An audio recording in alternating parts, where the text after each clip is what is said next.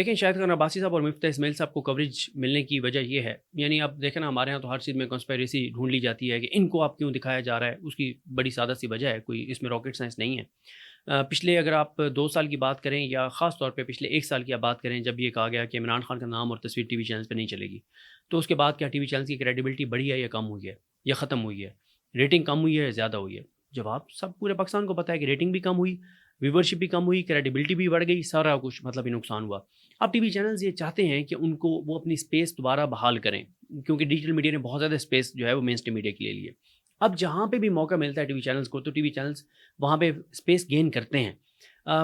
एक ना चेंज आया है टीवी चैनल्स की पॉलिसी में। कुछ अर्सा पहले तक टीवी चैनल्स की पॉलिसी ये थी कि जब भी कुछ चीज़ होती थी तो पहले कॉल करके पूछते थे कि सर ये चीज़ हमने दिखानी है, ये नहीं दिखानी।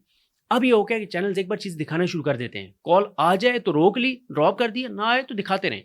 देखें, शाहिद खान अब्बासी साहब और मिफ्ता इस्माइल साहब जो गुफ्तगू कर रहे हैं, जो उन्होंने बात की है, उससे एक तो ज़ाहिर है टीवी चैनल्स चाहते हैं कि थोड़ा-सा अवामी बात दिखाएँ, लोगों के सेंटिमेंट्स दिखाएँ, लोगों के जो इस वक़्त शिकायत हैं या शिकवे हैं, उनके जज़्बात की तर्जुमानी हो। लेकिन अब इसके ऊपर आप देखेंगे कि सबसे ज़्यादा नुकसान जो है वो पीएमएलएन को इसलिए होगा कि ये लोग पीएमएलएन से गए हुए हैं। और फिर ये 2 लोग कौन हैं? शाहिद खान अब्बासी साहब वो हैं जो नून लीग के वज़ीर-ए-आज़म थे। मिफ्ता इस्माइल साहब कौन हैं? जो नून लीग के वज़ीर ख़ज़ाना थे।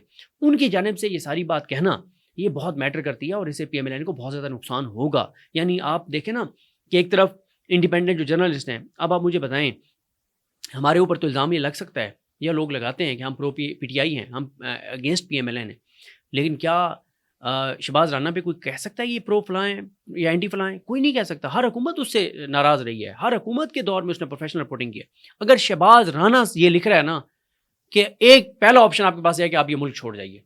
दूसरा ये है कि आप सैलरी जो है वो कैश में लें। तीसरा ये है कि आप मुकम्मल अपने जो है वो डिक्लेरेशन आ दें कि आपके पास क्या कुछ है, तो फिर बात ख़त्म हो गई। तो इस चीज़ का सबसे ज़्यादा नुकसान पीएमएलएन को होगा और टीवी चैनल्स इसलिए दिखा रहे हैं कि वो चाहते हैं कि उनकी व्यूअरशिप वो गेन करें और सोशल मीडिया ने जो उनकी स्पेस ले ली है, सोशल मीडिया से थोड़ी-सी स्पेस वो अपनी वापस ले सकें। देखिए, फवाद चौधरी साहब को मैंने सोशल मीडिया पे देखा है कि कहीं उन्होंने इंटरव्यू देते हुए जो है वो अपने साथ इमरान इस्माइल साहब का और अली ज़ैदी साहब का भी ज़िक्र किया है। जिसका फवाद साहब को बहुत नुकसान हुआ है। देखें, इस वक़्त फवाद साहब को 2 चीज़ों का नुकसान हो रहा है। एक, जब उन्होंने इमरान इस्माइल साहब और अली ज़ैदी साहब का अपने साथ नाम लिया, अब ज़ाहिर है अली ज़ैदी साहब का एक मौक़िफ़ है, इमरान इस्माइल साहब का भी एक मौक़िफ़ है। लेकिन उनकी मुखालफत बहुत ज़्यादा है।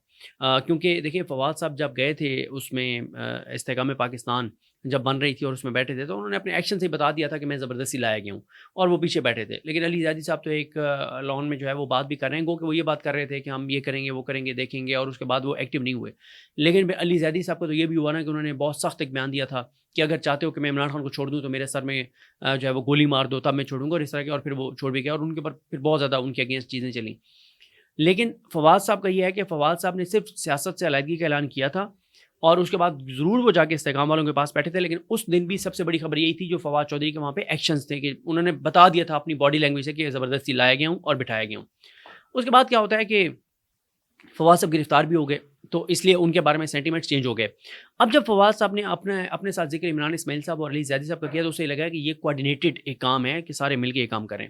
दूसरा जो अब फवाद साहब को नुकसान हो रहा है, मेरा ख्याल है जिस चीज़ का, वो इस चीज़ का हो रहा है कि उनके हक़ में थे सेंटिमेंट्स। हाँ, उनके अगेंस्ट थे सही, लेकिन वो बहुत कम थे। उन्होंने पीटीआई की मौजूदा लीडरशिप पे तनकीद की 1 बार, 2 बार, ठीक है, उसके ऊपर लोगों ने कहा ठीक है, क्योंकि लोगों को जो पीटीआई के अपने लोग हैं, उनके बहुत तहफ़्फ़ुज़ात हैं पीटीआई की मौजूदा लीडरशिप पर। लेकिन जब फवाद साहब ने बहुत ज़्यादा वो चीज़ कर दिया ना, तो अब फवाद साहब को उसका नुकसान हो रहा है और उससे ये है कि उनका अगेंस्ट होते जा रहे हैं सोशल मीडिया के सेंटिमेंट्स। और पीटीआई में ज़ाहिर है पीटीआई में जो सोशल मीडिया है उसको बहुत इन्फ्लुएंस है पीटीआई की पॉलिसीज़ पर। ये ज़रूर है कि जो मेरी इन्फॉर्मेशन आज से 1 हफ़्ता पहले तक की थी, अब जब फवाद साहब ये जो कुछ कर रहे हैं, ये ज़ाहिर है खान साहब तक पहुँचा रहे होंगे, जो उनकी टीम जाती है, जो ज़ाहिर है अक्सरियत फवाद साहब के खिलाफ है। लेकिन 1 हफ़्ता पहले तक तो मैं यानी इन्फॉर्मेशन की बुनियाद पे कह रहा हूँ कि खान साहब फवाद साहब के हवाले से 100% पॉजिटिव थे और उनके हक़ में थे। और अब मुझे नहीं पता कि जब ये सारे जाके और फवाद साहब के खिलाफ भड़का रहे होंगे खान साहब को कि ये कर रहे हैं, ये कर रहे हैं, ये कर रहे हैं, तो खान साहब के सेंटिमेंट्स वही हैं, सोच और अप्रोच वही है, या उसमें कोई तब्दीली आई है, कुछ नहीं कहा जा सकता। 1 हफ़्ते पहले तक मैंने आपको बता दिया कि फवाद साहब के हवाले से वो बिल्कुल पॉजिटिव थे और जेल में मैसेजिंग भी हुई, सारा कुछ हुआ, तो इसलिए खान साहब को कोई मसला फवाद साहब से नहीं था। देखिए, ये अमार मसूद साहब अगर ये समझते हैं कि उनको कोई कुछ कह के और अपने पैसे कमा रहा है, तो मेरे पास तो अल्फाज नहीं है कि मैं किस तरह से अपनी इस पे रिएक्ट कर सकूं, क्योंकि मैं तो समझता हूं कि जो लोग अमार मसूद साहब का जिक्र करते हैं वो अमार मसूद साहब का बहुत भला करते हैं, क्योंकि जैसे पॉलिटिशियन होता है ना कि पॉलिटिशियन की मौत होती है इरेलीवेंट हो जाना, इसी तरह से हमारे बहुत बड़े बड़े सहाफ़ी हैं वो जो इरेलीवेंट हो चुके हैं, जिनका नाम ही कोई नहीं लेता, जिनकी बात का इम्पैक्ट ही कोई नहीं है। मैं ये समझता हूँ कि अमार मसूद साहब को अगर कोई गालियाँ दे रहा है तो वो अमार मसूद साहब का फ़ायदा कर रहा है, इसलिए कि अमार मसूद साहब ना 3 में ना 13 में है। उनका क्या है अमार मसूद साहब का? ना वो जर्नलिस्ट हैं, ना उनका क्या है। मतलब उनका नाम आया था जब वो चेयरमैन पीटीवी बनना चेयरमैन पैमरा बनना चाहते थे, उस लिस्ट में उनका नाम था, लेकिन उनको वो भी नून लीग ने नहीं किया। तो मैं बिल्कुल इससे इत्तेफ़ाक नहीं करता कि कोई उनको गालियाँ दे के और अपनी जो है वो कोई पैसे कमा रहा है। बल्कि मैं समझता हूँ कि जो भी अमार मसूद साहब को गालियाँ दे रहा है, वो अमार मसूद साहब का भला कर रहा है। अमार मसूद साहब कहीं पे रिपोर्ट तो भेज सकते हैं ना, देखिए मेरे ट्वीट के ऊपर 40,000 व्यूज़ आए हैं। तो वो थोड़ी व्यूज़ में जाके देखेंगे कि उस पे गालियाँ कितनी पड़ी हैं या बुरा भला या रिएक्ट करने में कितने लोग आए हैं। देखिए अली अमीन गंडापुर साहब जो है ना, एक तो पीटीआई की तनकीद पीटीआई के लोगों की सोशल मीडिया पे इसलिए है कि पीटीआई के लोग ये एक्सपेक्ट करते हैं कि अली अमीन गंडापुर साहब जो वज़ीर आला हैं केपीके के, और केपीके दिलो जान से इमरान खान के साथ खड़ा है, क्लीन स्वीप किया पीटीआई ने। तो पीटीआई का फॉलोअर ये समझता है कि इमरान खान की रिहाई में जो कलीदी किरदार अदा कर सकते हैं, जो फैसला कुन किरदार अदा कर सकते हैं, वो अली अमीन गंडापुर साहब कर सकते हैं। अच्छा, अली अमीन गंडापुर साहब का मौक़िफ़ ये है कि मैं खान साहब के साथ कोऑर्डिनेशन में हूँ, मैं उनके साथ चीज़ें जाके डिस्कस करता हूँ। तो जब खान साहब का हुक्म होगा कि फ़ाइनल कॉल दें और ये कर दें, जो कि अभी तक मेरा ख़्याल है वो है 14 अगस्त का प्लान, तो उसमें ये है कि वो कहते हैं कि हम कर लेंगे। इसीलिए आप एक क्लिप देखा होगा जिसमें अलीमा खान साहिबा ने अली अमीन गंडापुर को कहा था कि खान साहब तो खुद कभी भी नहीं कहेंगे कि मेरे लिए निकलो। क्योंकि लास्ट भी एक मीटिंग में जब मैंने मीटिंग का अहवाल पूछा 1 हफ़्ता पहले की एक मीटिंग का, तो उसमें खान साहब ने 3 चीज़ों के बारे में पूछा। एक उन्होंने कहा कि ख़वातीन जो कैदी हैं उनके हवाले से अब तक आपने क्या किया है और क्या किया, आप कुछ करें। और अज़हर मिशवानी के भाइयों के हवाले से पूछा कि कुछ किया, तो उन्होंने कहा जी वकास अकरम साहब गए थे उनके घर। और तीसरा उन्होंने कहा कि वो शहबाज़ गिल के भाई का क्या बना, तो उन्होंने ये चीज़ें खान साहब ने पूछी। अब अली अमीन गंडापुर साहब के हवाले से जो पीटीआई का वर्कर है, वो बहुत एग्रेसिव वर्कर है। वो ये कहता है कि आप वहाँ से केपीके की पुलिस लेके निकलें, केपीके की फ़ोर्स लेके निकलें, केपीके के लोगों को निकलें और आप आके वफाक पे हमला कर दें। लेकिन हमें इमरान खान बाहर चाहिए, ये सेंटीमेंट्स हैं पीटीआई के फॉलोअर के। तो एक तो इसलिए जो है वो तनकीद करते हैं। दूसरा ये है कि अली अमीन गंडापुर साहब का वो जो एक वीडियो आई जिसमें वो काफ़ी प्रोटोकॉल था, तो उसके ऊपर भी उनके ऊपर बहुत ज़्यादा तनकीद हुई कि चलें मरियम नवाज़ के ऊपर तो हम ये तनकीद करते हैं। और पीटीआई का फॉलोअर मुख्तलिफ फॉलोअर है। वो ऐसा नहीं है कि अली अमीन गंडापुर साहब के साथ अगर बहुत बड़ा कोई प्रोटोकॉल और गाड़ियाँ हैं तो वो इस चीज़ को जस्टिफाई करने लग जाएँगे कि नहीं जी ये है वो है। पीटीआई का फॉलोअर ऐसा नहीं है, वो उस पे तनकीद करते हैं। और तीसरी बात ये है कि अली अमीन गंडापुर साहब को थोड़ा-सा ये हुआ था जब उन्होंने कहा था कि बिजली अब ज़्यादा बंद हुई तो हम ऑन कर देंगे। उस पे बहुत तनकीद होने लगी थी केपीके में, लेकिन फिर उन्होंने वो करके दिखाया, तब जाके वो तनकीद कम हुई। जब वो खुद गए ग्रिड स्टेशन और उन्होंने जाके फीडर ऑन किए, तब जाके तनकीद कम हुई, वरना बहुत ज़्यादा तनकीद उनके ऊपर होने लग गई थी। और केपीके में केपीके के लोग जानते हैं कि वहाँ जितनी बदतरीन लोड शेडिंग है 20-20 घंटे की, 22-22 घंटे की, तो वहाँ पे केपीके के लोग भी अली अमीन गंडापुर से ये एक्सपेक्ट करते हैं कि आप धमकियाँ तो लगाते हो कि हम जो केपीके से बिजली जा रही है वफाक को बंद कर देंगे, आप बंद क्यों नहीं करते?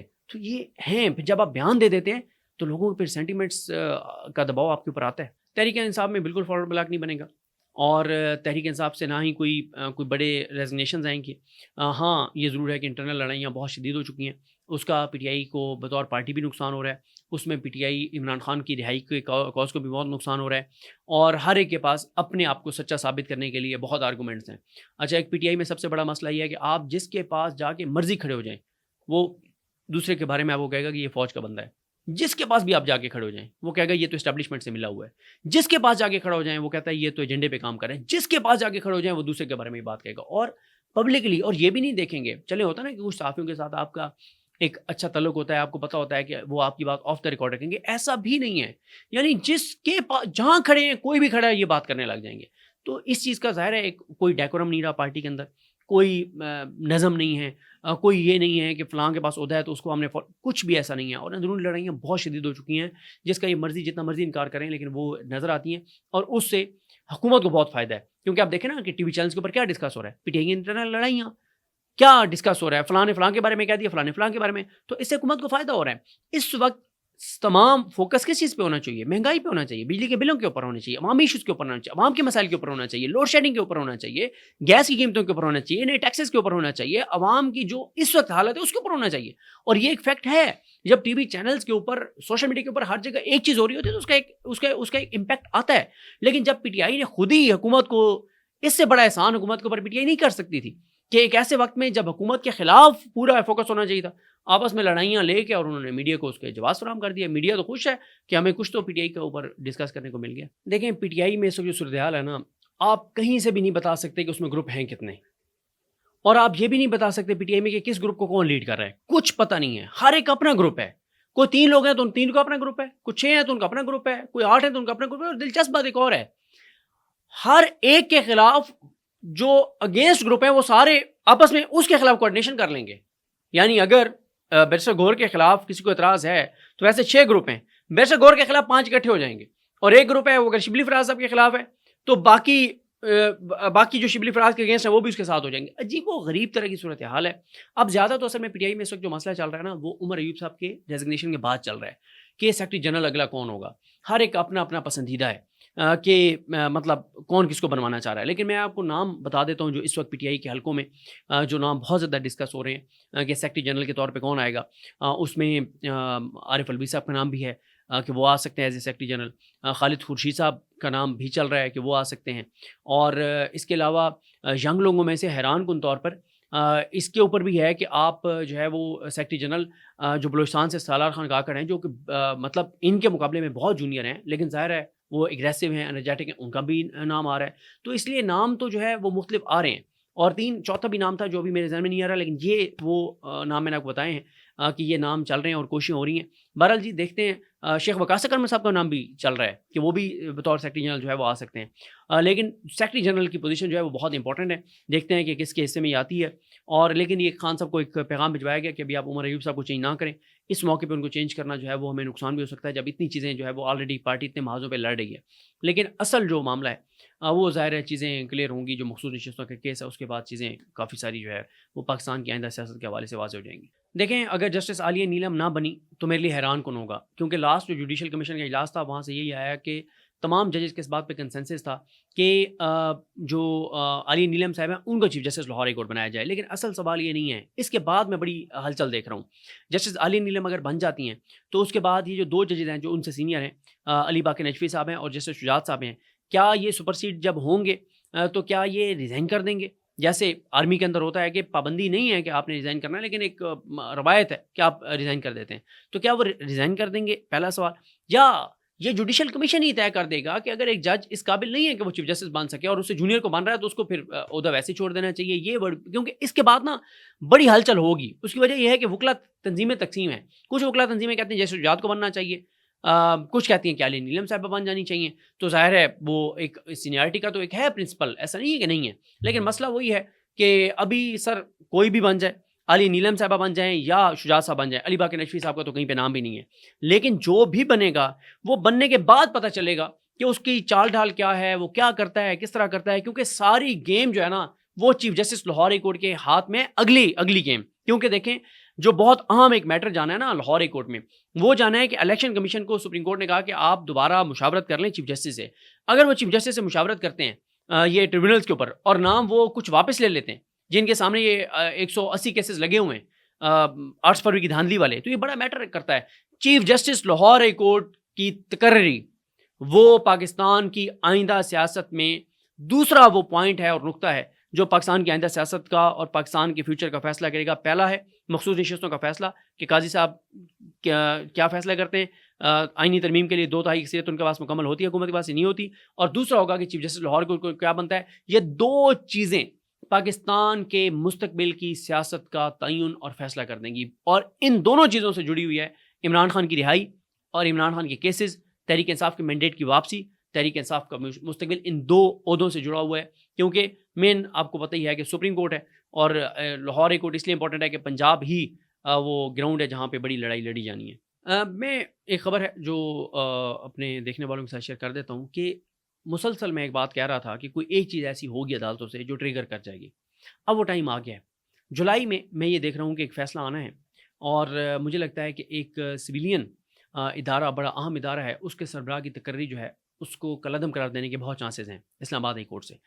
जैसे मुझे लगता है कि उनकी तकर्री को कलअदम करार दिया जाएगा तो ये चीज़ ट्रिगर कर जाएगी, क्योंकि इस वक्त उस इदारे के ज़िम्मे बहुत हसास और अहम मामला उसके ज़िम्मे है और वो बहुत अहम काम वो इदारा कर रहा है।